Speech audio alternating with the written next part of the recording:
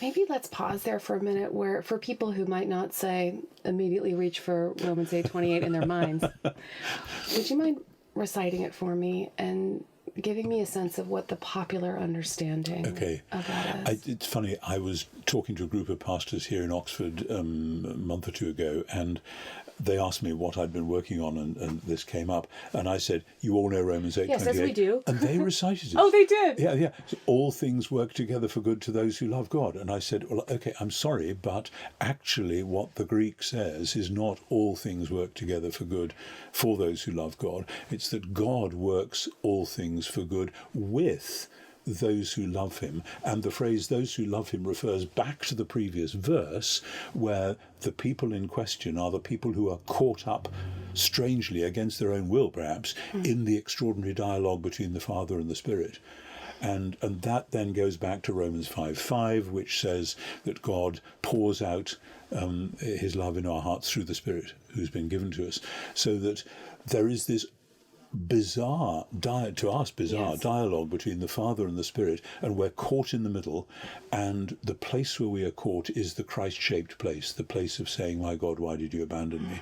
And that's why he says in the next verse that we might be conformed to the image of his Son, that he might be the firstborn among many siblings. But so it's God works all things with those who love him, and we've resisted that with because we're frightened of anything that looks as if we are adding to our own salvation. This is not about salvation, it's about vocation. Yeah. It's about who we are called to be in the present. We are called to be people who allow that agonized prayer to happen. And it happens either when something bad's happened to us, or when something bad's happened to people that we love, or people that we know about, or people that we see on the news, whatever, and we simply have to hold on to it with the lament in the presence of God. And what Paul is saying is, God is working with us because the Spirit is at work within us. So it's a Trinitarian theology, both of suffering and of intercession, and then of ultimate purpose, which currently we don't see where that's going. That is a radically different reading than the cross stitch on a pillow. It is, absolutely. And the cross stitch on a pillow is basically a form of Stoicism, because all things work together, so that, there is this sort of inner force. All things work together will be, here I am with what I think is the disorderedness of my life. But actually this whole time, it's been a divine conspiracy. Right. And actually, if I look through all of the pieces, I will fit them together. And in my faithfulness, then I will know that good or bad, God was leading me here, and I should eat it. That's usually where I land on it. That's right.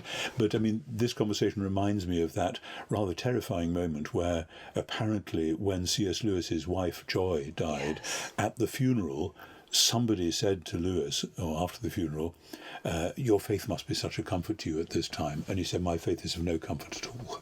Just don't lay that one on me, thank you very much. And he was being relentlessly honest, and you see that, of course, in A Grief Observed. Yes. This is of no comfort, because yes, the feeling of, and certain traditions, I'm just thinking of certain Christian traditions, have, especially when they have a very intimate sense of God acting in small ways, and then you look for signs and little signs everywhere, and God's activity everywhere, bubble. But the feeling that, and especially when you're in pain, the desire to look around for each small sign as the action of God's intervention and God's love. I find that the thing that's most confusing is the thing that feels like it should feel most like love. God, just show up now, please. Now would be great. Does become very confusing when somebody else comes alongside and says, all these little signs. Each, as you describe, each like a little jigsaw. And then Gary from Indiana, I'm going to show you how to look above.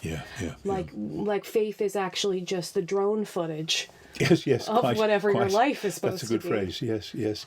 God moves in mysterious ways, and many of us have believed things in the past which we now look back and see that was actually quite misleading. But again, I do want to say God can use even muddled and misguided thinking to help and sustain us in dark times. I remember there's a thing in the story of John Bunyan when, at a certain point in his life, he realized that his faith had been being sustained by a particular text which he'd read, and then he discovered it was in the Apocrypha. It wasn't in the Bible at all, and he felt, oh dear, should I have allowed that to happen? I want to say, just lighten up. God can use a text from Shakespeare or whatever, although actually, of course, I think people confuse Romans 8:28 with that text from Shakespeare. It says, there's a divinity which shapes our ends, rough hew them how we will, which is that kind of, it's all going to work out. That's okay.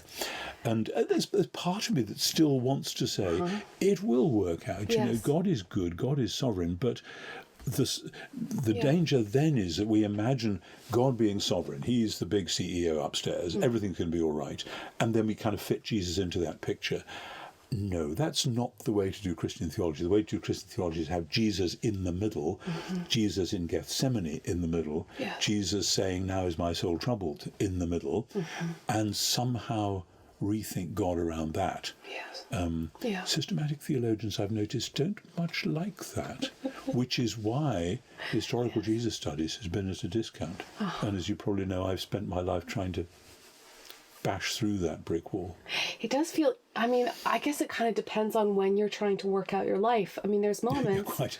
It's sometimes, you know, if you're lucky in your 20s, you get a minute to think about the architecture of your ideas, and you imagine this beautiful chessboard.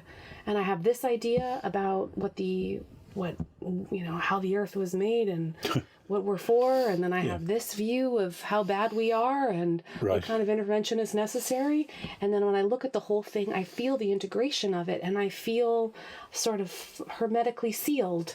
And here we are. The great Tupperware of life has been closed. And it's a great feeling. There is a closeness.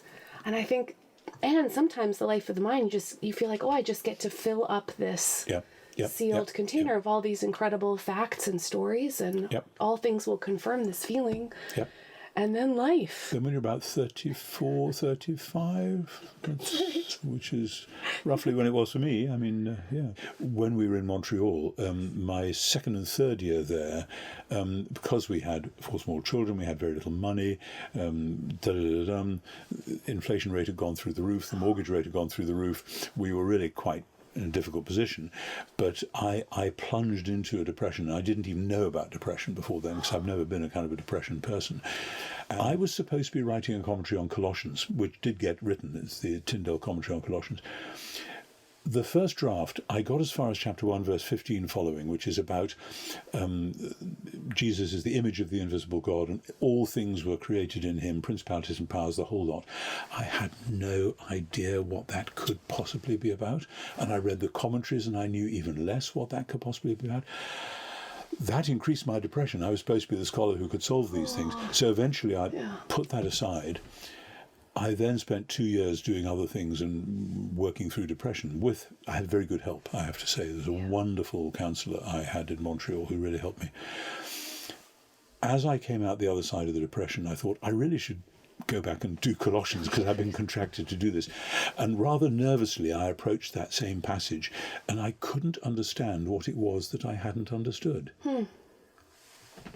Which taught me something, that there's all sorts of things out there that unless you have lived through this or that or the other, you may just not get that. Yeah, that's right. And that reminded me of somebody, I think it may have been William Temple, who said something about it's a sign of Christian maturity, maybe human maturity, to be able to understand or get some handle on another biblical book. You know, a lot of Pauline scholars can't be doing with St. John, for instance, and vice versa. And maybe maturity is when you are able to read the things that don't immediately relate and discover, I seem to have grown to the point where...